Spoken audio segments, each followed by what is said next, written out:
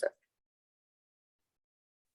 Auzubillahi minasyaitonirrajim. Bismillahirrahmanirrahim. Assalamualaikum warahmatullahi wabarakatuh. Waalaikumsalam warahmatullahi wabarakatuh. Alhamdulillahirabbil alamin. Allahumma sholli ala Muhammad wa ala alihi wa ashabihi wasallam.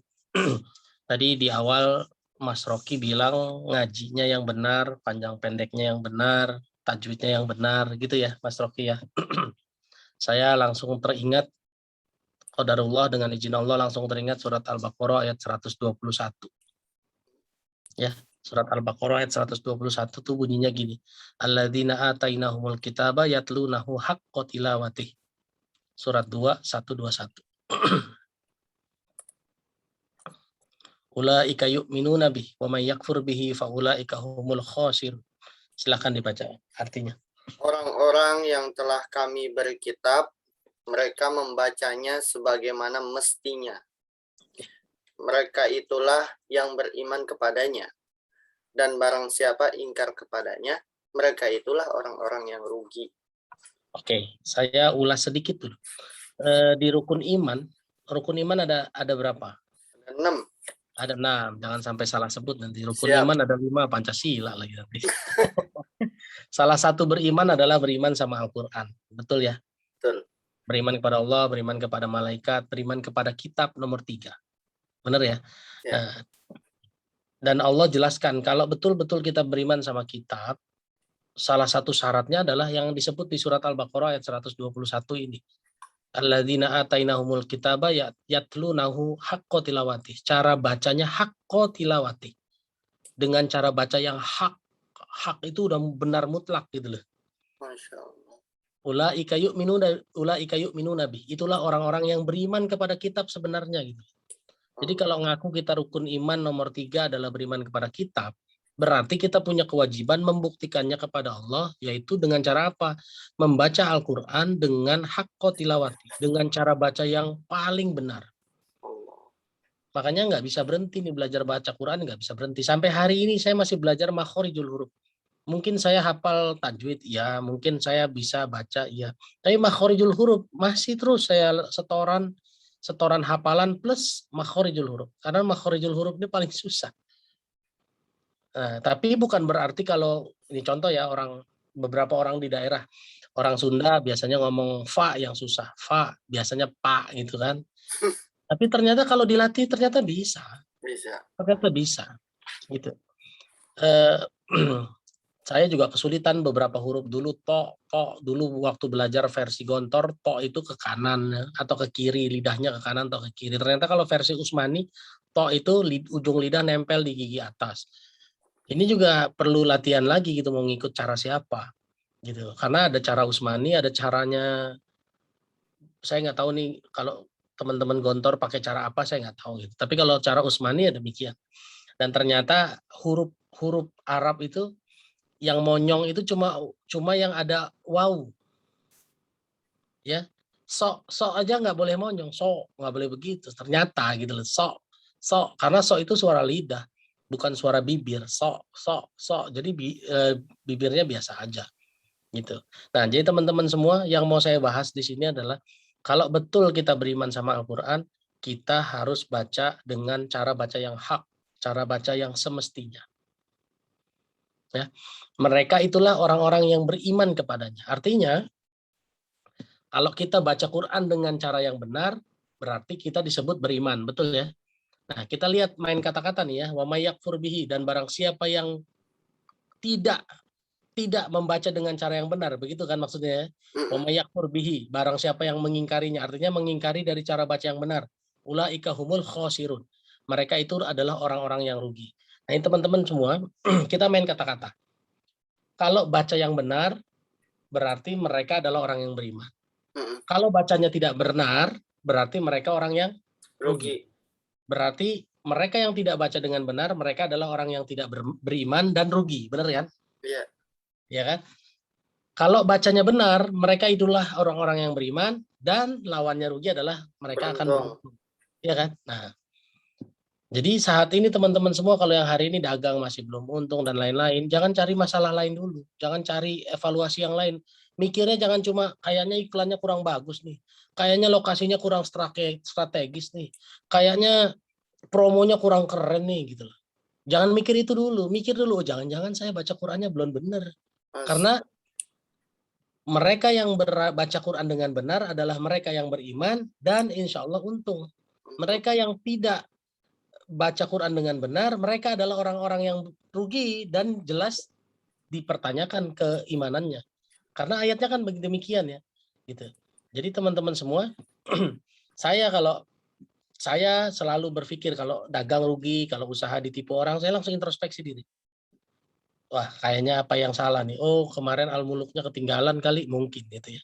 Kenapa? Karena soal rezeki kan soal ketaatan. Benar nggak? Ya, dalilnya banyak banget. Salah satu yang terkenal adalah wa may yattaqillaha yaj'al lahu makhraja. Barang siapa bertakwa, aku kasih jalan keluar. Dengan cara apa? Wa yarzuqhu min haitsu la yahtasib. Dengan dikasih rezeki yang tidak terduga-duga. Jadi yang namanya rezeki adalah soal ketaatan.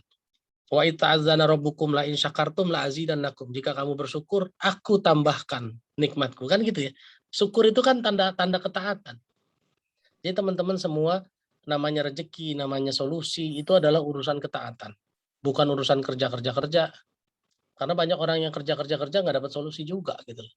Nah, ini kita orang beriman, solusi adalah urusan ketaatan. Nah, taat itu dibuktikan dengan amal soleh. Makanya orang taat juga kerja, tapi kerjanya sebagai amal soleh. Inilah yang saya pernah bahas di awal ASN. Di awal saya join ASN. Apa? Lisan kita harus benar. Kerja mau ngapain? Amal soleh. Kerja mau ngapain? Minta ridho Allah. Ya kan? Supaya apa? Kalau kerja mencari duit, ya selesai. Cuma segitu aja. Capek nanti. Capek. Tapi kalau kerja mau ngapain? Ngajar ngapain? Kuliah mau ngapain? Mengharapkan ridho Allah. Rezekinya mah insya Allah sudah dipastikan kok sama Allah. Kita mau lembur-lembur kayak apa juga rezeki kita segitu ya segitu. Ya kan? Tapi Allah itu maha pengasih, maha penyayang. Kalau kita menunjukkan ketaatan yang baik, ketaatan yang sempurna, sesuai dengan standar Allah ya. Kita kan lebih sering sempurnanya standar kita, sempurnanya standar penilaian orang lain. Makanya sempurna itu harus standarnya Allah. Kalau Allah bilang sabar, standarnya sabar tuh apa sih? Ini main-main logika saja. Kalau Mas Rocky, orang sabar. Terus ditipu temennya 500 juta. Ya, temennya yang nipu itu dia bilang udahlah nggak apa-apa, kamu nipu saya nggak apa-apa. Saya mudahkan kamu nih. Kamu kapan mau bayar silahkan. Itu ciri-ciri orang sabar apa bukan? Bukan. Bukan sabar ya. Bukan. Itu termasuk ciri-ciri orang sabar, betul. Memudahkan itu termasuk ciri-ciri orang sabar. Masya Allah. Ya. Tetapi habis itu Mas Rocky saya ajak lagi, ayo Mas Rocky bisnis lagi yuk. Terus Mas Rocky bilang begini, saya mau istirahat dulu lah, saya trauma nih. Nah itu kira-kira dia sabarnya sempurna apa enggak? Tidak. Tidak. Dalilnya apa? Saya ajak logika tapi ternyata ada dalilnya, Mas. Surat Al-Baqarah Imran ayat 146. Ya. Fama wahanu lima asobahum fi sabilillahi wa ma dha'ufu wa mastakanu wallahu yuhibbus sabirin. 146. Artinya, dan betapa banyak nabi yang berperang didampingi sejumlah besar dari pengikutnya yang bertakwa. Mereka tidak menjadi lemah karena bencana yang menimpanya di jalan Allah. Tidak patah semangat dan tidak pula menyerah kepada musuh. Dan Allah mencintai orang-orang yang sabar. Nah, orang sabar itu bukan cuma menerima kenyataan dengan baik, tapi setelah itu bangkit lagi, Mas. Habis ditipu, ya dagang lagi, ya kan? Nggak ada traumanya, gitu. Nah, ini yang harus kita pakai standarnya, standar Allah. Termasuk beriman sama Al-Quran. Standarnya apa? Ya salah satu standarnya adalah haqqa tilawati. Dan haqqa tilawati ini luas, Mas. Haqqa tilawati ini luas. Satu, cara bacanya harus benar. Makhorijul hurufnya harus benar. Panjang pendeknya harus benar. Karena panjang pendek bisa mengubah arti. Buat kita orang Indonesia, apakah baca Arabnya aja cukup?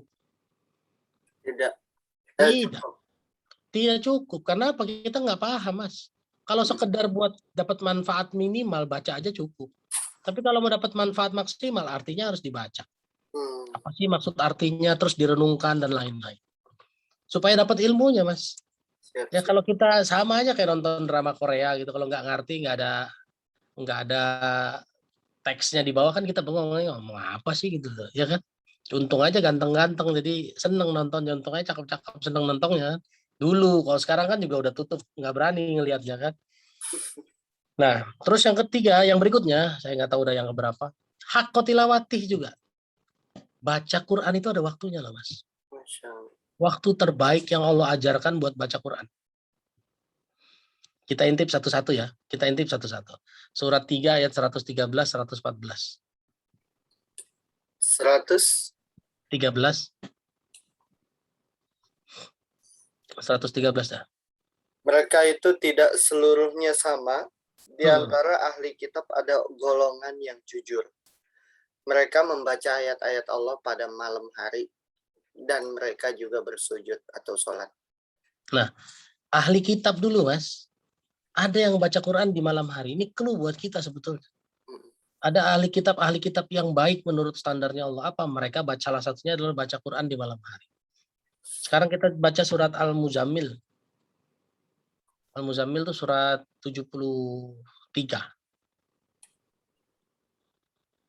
73 ayat. Ya, ayat 1 sampai 5 kita baca. Ayat 1 sampai 4 dulu deh. Wahai orang-orang yang berselimut, bangunlah untuk sholat pada malam hari, kecuali sebagian kecil. Sebelum dilanjutin ya, kita baca Arabnya. Kumil laila illa qalila. Untuk sholat itu tambahan para mufassir, tambahan para ulama. Kalau ngelihat artinya sendiri, kumil laila, bangunlah di malam hari. Ya, kalau nggak bisa bangun sepanjang malam, ya illa qalila, sedikit juga nggak apa-apa lah, yang penting bangun malam. Oke, saya bukan berarti menyalahkan artinya, tapi saya mau kita lihat arti sesungguhnya dulu lah gitu sebelum ditambah-tambahin ya. Lanjut. Yaitu separuhnya atau kurang sedikit dari itu. Ya, kalau bisa separuh malam bangun, keren banget. Kalau nggak bisa separuh ya sedikit lah, seperapat lah gitu loh. Di ujung-ujung malam. Oke. Perintah Allah lanjutnya apa? Atau lebih dari seperdua itu. Dan bacalah Al-Quran itu dengan perlahan-lahan. Nah, bangun malam ada satu aktivitas yang harus kita lakukan. Ya Allah kasih clue-nya. Bacalah Al-Quran itu dengan perlahan-lahan. Saya selalu nanya sama orang, bangun malam aktivitasnya apa aja? Bangun, wudu, sholat tahajud, sholat witir, istighfar, bertasbih, nunggu sholat subuh, sholat qobliyah subuh, yaitu sholat fajar, sholat subuh baru baca Quran. Saya bilang, kalau pakai Al-Quran, bangun, setelah bangun malam, ada baca Qurannya soalnya. Saya menyarankan teman-teman untuk buktikan. Nggak usah didebatin. Al-Quran ini nggak usah debatin. Buktiin aja. Apa yang akan dikasihkan sama Allah? Coba, ayat 5-nya.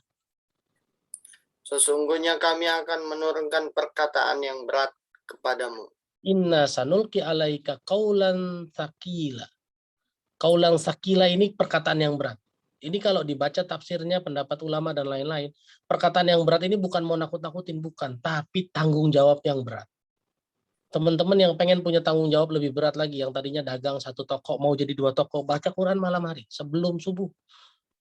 Nanti Allah akan tambahin tuh tanggung jawabnya. Yang hari ini pengen punya anak 1, pengen punya anak 2, baca Quran malam hari. Buktiin aja, nggak usah didebatin. Ini kan buktiin aja. Allah yang bilang, ya. Allah yang bilang. Nah, tambah lagi Mas, surat 17 ayat 78. Al-Isra ayat 78.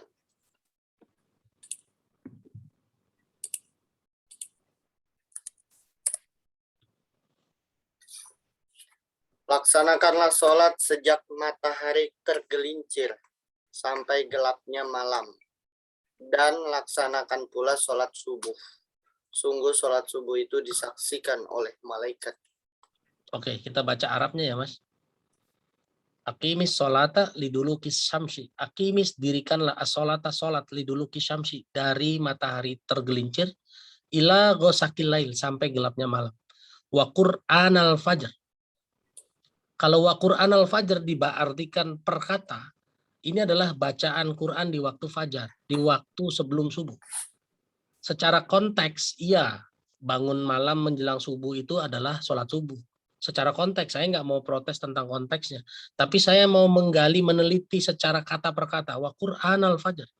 Ada bacaan di waktu fajar. Masya Allah. Inna Qur'an al-fajr, sesungguhnya bacaan di waktu fajar, baca Quran di waktu fajar, karena masyhudah, disaksikan. Siapa yang nyaksiin urusan Allah lah.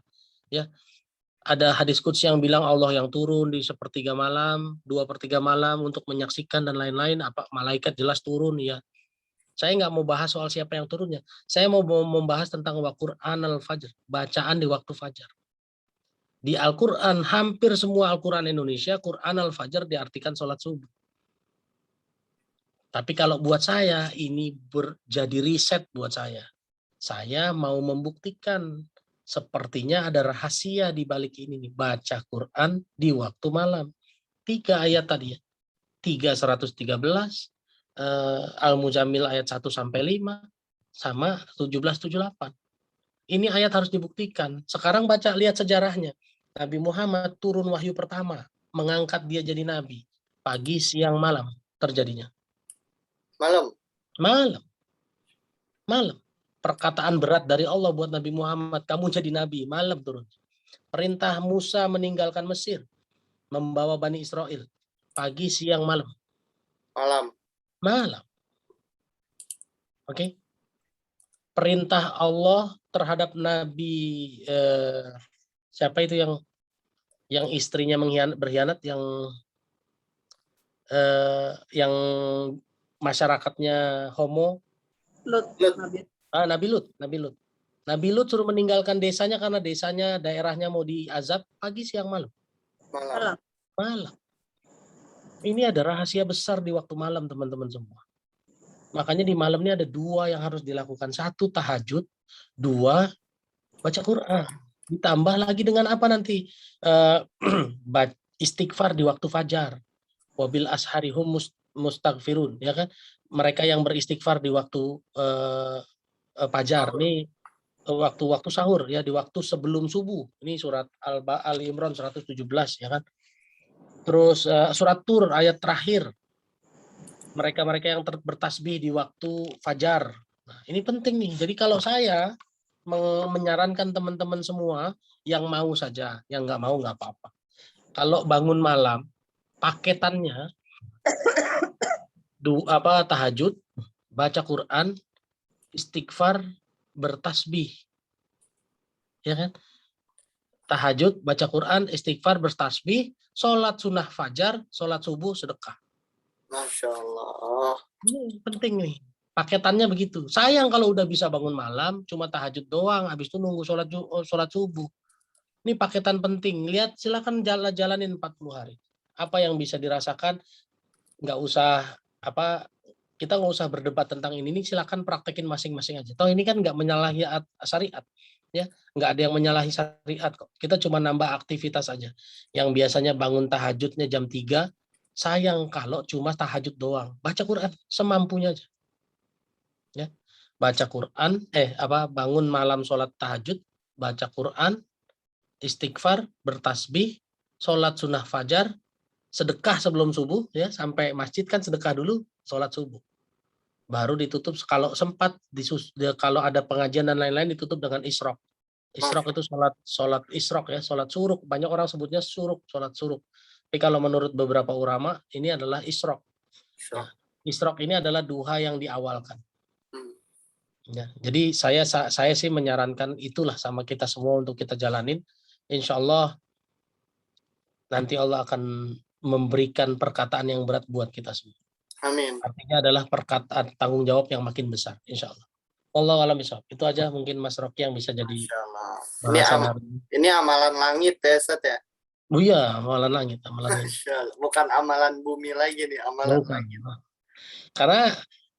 Karena dalilnya begini, Mas. Yang pernah kita bahas di beberapa malam yang lalu, 53 ayat 39. Oh, bukan di sini. Bukan di sini. Ada yang nanya sama saya begini di Bekasi, lagi kajian dengan Paskas Bekasi. Ada yang nanya begini, saya sudah hijrah, tapi kenapa sekian lama saya masih begini-gini aja, dia bilang gitu. Kok nggak ada perubahan? Terus lalu saya kasih surat 53 ayat 39, surat An-Najm ayat 39. Surat An-Najm Ya, 5339.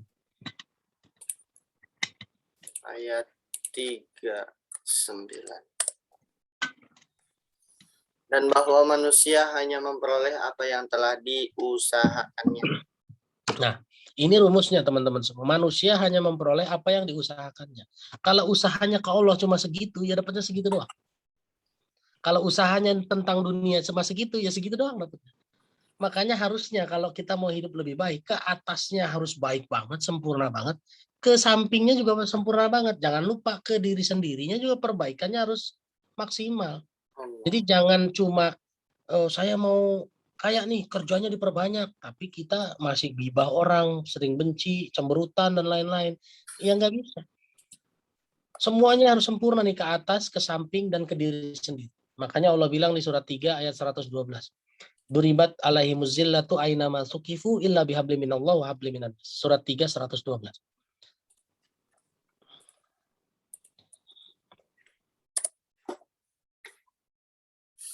Mereka diliputi kehinaan di mana saja mereka berada, kecuali jika mereka berpegang pada tali agama Allah dan tali perjanjian dengan manusia. Oke, itu dia poinnya. Dimanapun kita akan hina, kalau kita nggak menjaga hubungan dengan Allah dan hubungan dengan manusia. Hubungan dengan Allah baik, hubungan dengan manusia jelek, hina apa enggak? Hina. Hina. Bahkan saya berjuang untuk urusan balas WhatsApp aja, nggak mau lama-lama. Pengen, iya beneran. Sekarang gini Mas Rocky, saya punya temen, dulunya belum apa-apa. Sekarang sudah jadi apa-apa. Begitu di WA, lambat bales. Lalu kita ngomongnya apa coba? Dulu belum jadi apa-apa WA di cepet-cepet bales gitu. Sekarang udah terkenal, udah hebat apa segala macam, lu nggak mau bales-bales gitu. Makanya hati-hati, ini kan hina di mata mereka yang WA itu kan gitu loh. Iya. Iya kan? Jadi teman-teman semua orang Islam ini kafah. Harus kafah. Sampai urusan WA aja kita pertimbangkan betul-betul gitu loh. Jangan sampai telat balas. Apalagi bisnismen. Coba bisnismen telat balas WA bisa kehilangan bisnis berapa gede coba. Bener nggak? Iya kan? Saya berjuang sampai level situ. Bukan mau bilang saya lebih baik, bukan. Saya berjuang sampai level itu. Kenapa? Semua harus dipikirin betul-betul. Sama Allah kita baik, al-muluk tiap malam, pagi baca Al-Quran, malam tahajud, sholat tepat waktu dan lain-lain, sedekah. Tapi ternyata sama manusia lain kita hubungannya jelek. Sering ngomongin cemberutan gitu loh ya. Di WA males balas, tar aja lah segala macam gitu loh. Itu kan hina jatuhnya. Belum lagi ke diri sendiri. Banyak orang hijrah sampai titik ini masih begitu baca Quran masih AIU AIU AIU. Ini kan juga bahaya. Katanya hijrah, kok diri sendiri nggak diperbaiki. Ya, saya pikir itu yang bisa saya tambahin. Mudah-mudahan bermanfaat buat kita semua. Usikum wa ya nafsi bitaqwallah. Terima kasih banyak. Wallahu a'lam bishawab. Alhamdulillahirrahmanirrahim. Jazakallah khair. Firmansyah atas kajian pada malam hari ini. Dahsyat amalan-amalan langit.